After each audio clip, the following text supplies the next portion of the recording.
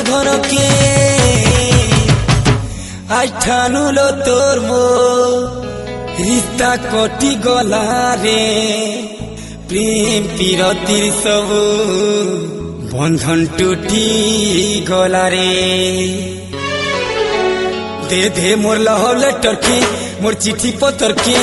सजनी good good कर return करी दे दे मोर लव लेटर के मोर चिट्ठी पत्र के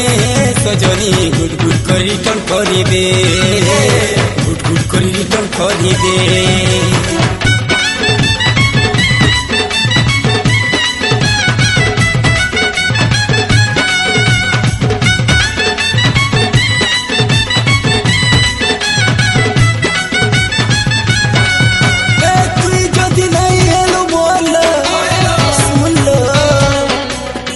कहीं रखबू मोर चिन्हा देखी देवा जदि तो गरलो हायलो छुछे बदनाम है बूत सुना और काके साथी कोरी जीबू बेले जाल बुरी देखी कोरी लखमोड़ गारो के आज ठानु लो तोर मो रास्ता ओलो खेला रे जहा कोला ठीक कोला से ऊपर वाला रे दे दे मोर पुरना फोटो के लुके रखी तिलु जे सजनी गुड गुड कर रिटर्न करी दे दे मोर पुरना फोटो के लुके रखी तिलु जे सजनी गुड गुड कर रिटर्न करी दे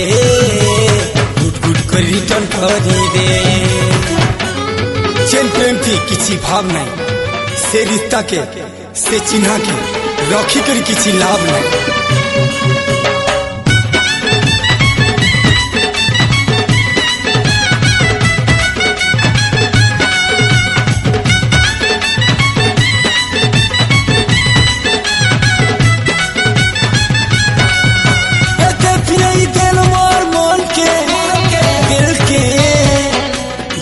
रंगे देती तते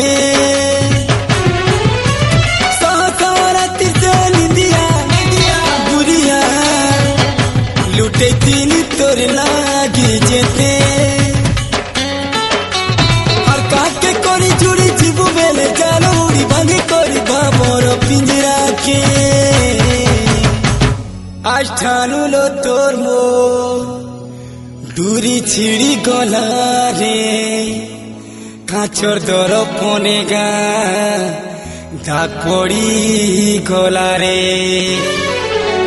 दे मोर पिंधाला मुदी के मोर देला चूरी के